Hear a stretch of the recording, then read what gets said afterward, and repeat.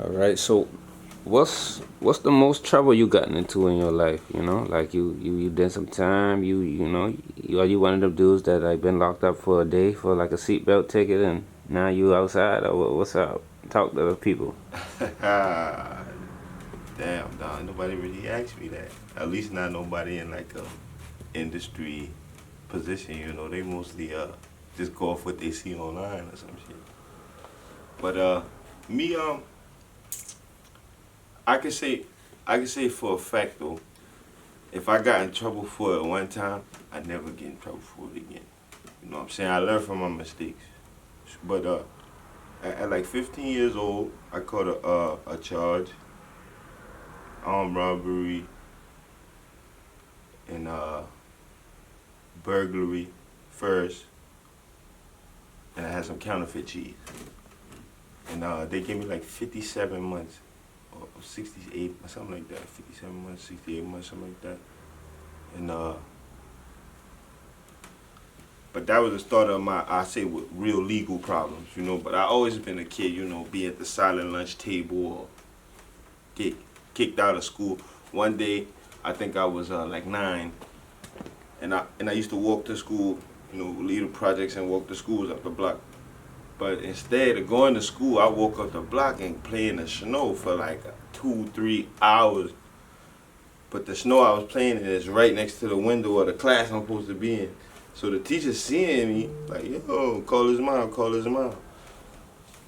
She rolling me, I'm in the snow, I don't even see her run up on me. She busting me inside the head, get your ass in class.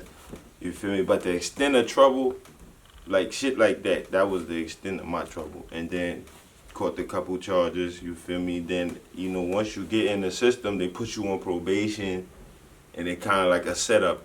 So throughout the years, I would get in trouble again and get time extended. So I ended up doing like 5 or 6, maybe like 7 years, either on probation or in some type of institution. But as a man, some of the time I spent in the institution, I feel like it was good for me. It gave me a sense of discipline. It taught me a lesson. And like I say, I don't get in trouble for the same shit twice. So, if you could rewind the tape, if you could rewind and go back to the past, would you do all that shit over, or would you never ever get locked up ever? It's a good question. Um, I would never get locked up. I feel like the lessons I learned was good, but you could learn them in better ways. I could have went to the military, or I could have joined some type of basketball, football, UFC, something like that. Not MMA, whatever they call that shit. Me personally, and my family, we ain't have such luxuries. You know what I'm saying? Eh, Nobody was gonna buy me no $15 uniform or no $20 basketball shoes. So I was on a different type of time. All right. So when you say my family, right? What does family mean to you, and who do you consider family? Like, so did you come up in a two-parent household? Do you fuck with your pops and your moms? Or tell us a little bit about church. Well, shit. I came up in a. All right, my parents, when they had me, they never was in a relationship. You know what I'm saying? They was like friends. You feel me? So they got together one night. You know what I mean? Made me, but they was never together, and they never got together. So I knew both my parents, but I never was in the household with both of them together. I'm the only child from them two. They got other children, but from them two, I'm the only child. I grew up mostly with my mom during the school year, and I come see my dad during the summer, but that didn't start till I was like 8 or 9 or something like that. And my grandmother, rest in peace, Cheese, she raised me, and then my other grandmother, Miss Donna, what I mean, she raised everybody. So, but the project, I'm a project baby, like to the core, you feel me? Wilson Projects, Magnolia Projects, the Downs. Shout out to the city, because the city raised me. My mom ain't have a babysitter. The block babysat the dog. You feel me? They used to call me Cool Baby. Where where's I've the been that nigga Magnolia? my whole life. Where's the Magnolia Projects at? The Magnolia Projects is in West Ashley. Uh, That's it. uh, if anybody knows Citadel Mall, it's across the street from Citadel Mall. All right, all Yeah. right. And Wilson Project is in New York City, Harlem. Okay, so you got ties to New York, right? Yeah, my both my parents is born and raised in New York. Yeah, I lived in New York for like 15 years. Okay, okay. So would you say that you have more of a up north type style of rapping or down south? Because you know, down south, down south rappers don't like up north rappers, and You up said don't north like? You rappers. said they don't like?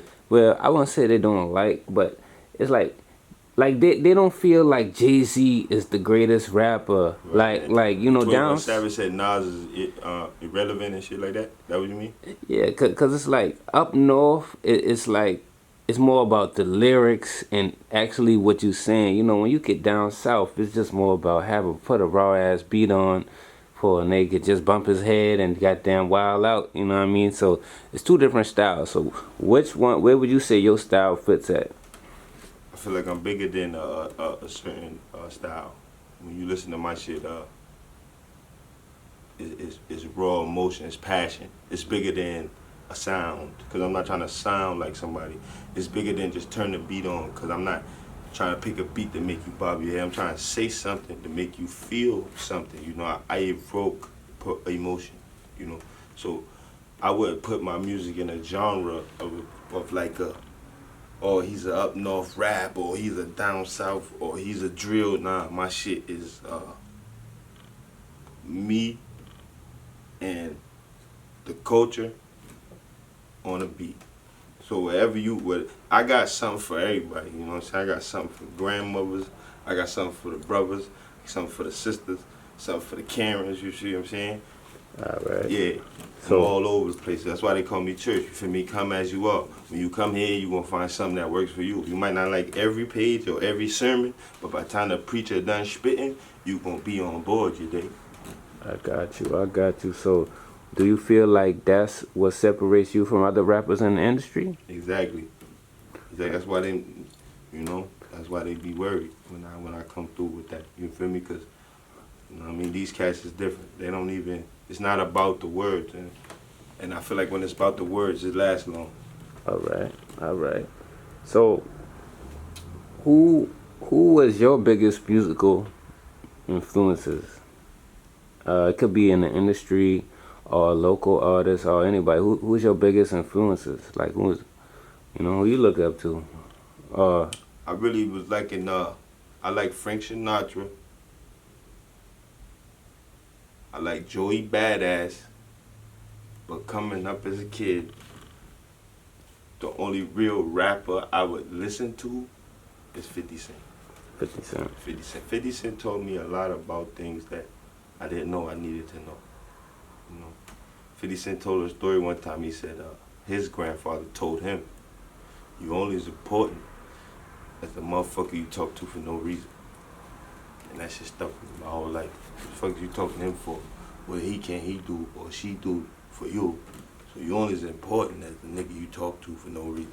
That shit meant a lot to me. And you know, I like 50 Cent, man. I think them first few albums was fire. Right. And then that quote you just said, man, I actually saw that video when he was talking like on a rooftop or something like that, bro. Mm-hmm. And that was some real shit he said. Like that shit stuck with me. Yeah. You know what I mean? Yeah. That was definitely some real shit. So I definitely feel you.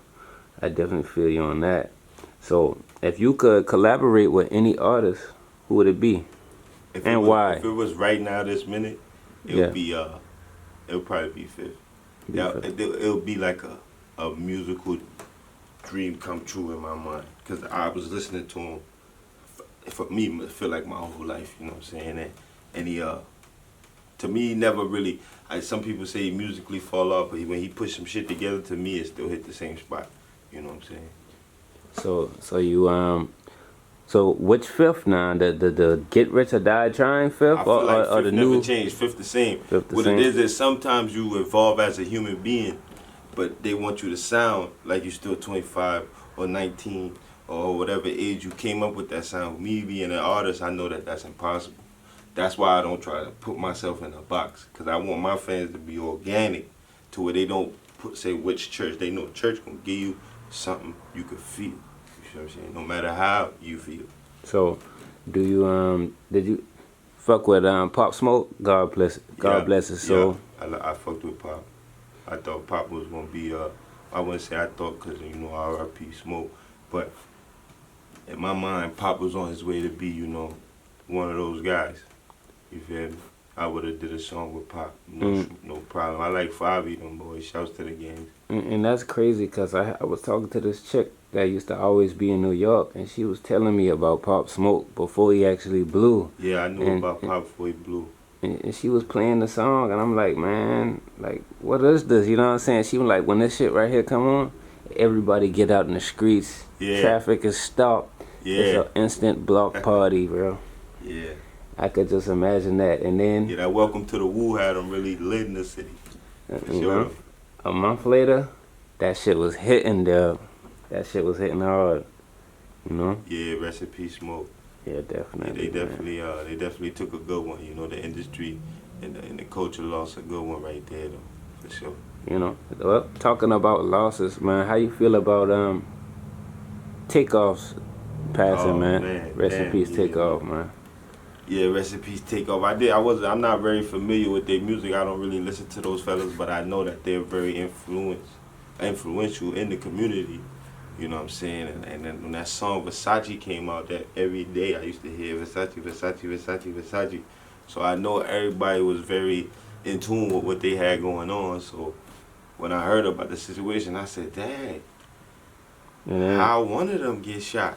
Cause you know, first thing pop in my mind is I'm with my niggas.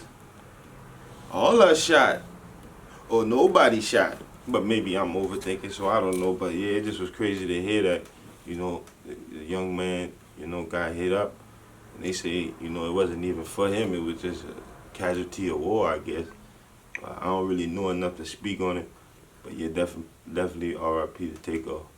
So have you lost any close people in your lifetime as a casualty of war? Thankfully, no, man. I never experienced like losing, you know what I mean, a guy that's close to me on some, you know what I mean? All my people, we still here, right here. We outside, you feel me? Maybe we playing it right. Definitely. So, when, if you could perform anywhere in the world, where would you perform at and why? Anywhere overseas. You gotta be particular, man. It's a big world out here, bro. Bali. Bali? Yeah. Why Bali? I ain't been to Bali yet. You ain't been to Bali yet? Alright, I got you. So, what do you feel is the current state of the rap game, the rap industry? You know, you got people saying that hip-hop is dead, and you know what I'm saying? Everybody sounding the same. How you feel about that, you know? Well, everybody sounding the same. I don't know about that, me personally. I feel like I listen to like a West Side Gun, those fellas, even though they was wearing them dresses and shit. I seen y'all niggas. I ain't gonna say nothing, but I seen y'all niggas. Feel me? I wouldn't wear them kilts and shit, but I seen y'all niggas. Anyway, yeah, 38 Special. You know what I'm saying? The nigga with the fucked up mug. My bad, son, I forgot your name. But yeah, them niggas was kicking that heat. I feel like they coming with the sound that I fuck with. I feel like when it come to mainstream hip hop, is what y'all put on. Y'all make niggas like Little Uzi Pumps fire and then complain. So it's very confusing to me. I don't know if it's the kids that make them hot, then they grow up and then complain. But I know a lot of the old folks, they complain. But me personally, I feel like hip hop is alive and it's doing well. You know what I'm saying? It's just different now. It's not passing out CDs. It's not album sales. It's streams and getting clicks. It's selling the brand, you as a whole, instead of just selling your album as a project. So it's not painting a picture on one canvas. It's building a museum with a lot of pictures. You see what I'm saying? That's why cats like NBA Youngboy, the Baby, Little Baby, is doing good because they get in there and they work. If you don't keep shit dropping, you ain't gonna do shit. You feel me? Me personally, I can do the same thing. That's why I feel like, as an artist, this is the zone I wanted to be in. So I think it's a competitive space. There's a lot of rappers, but it's only room for the best, just like before. Got you. Nigga, you don't even believe in all that shit you saying. It gon' be hard to stand on it like some quicksand. I knew I was the man since like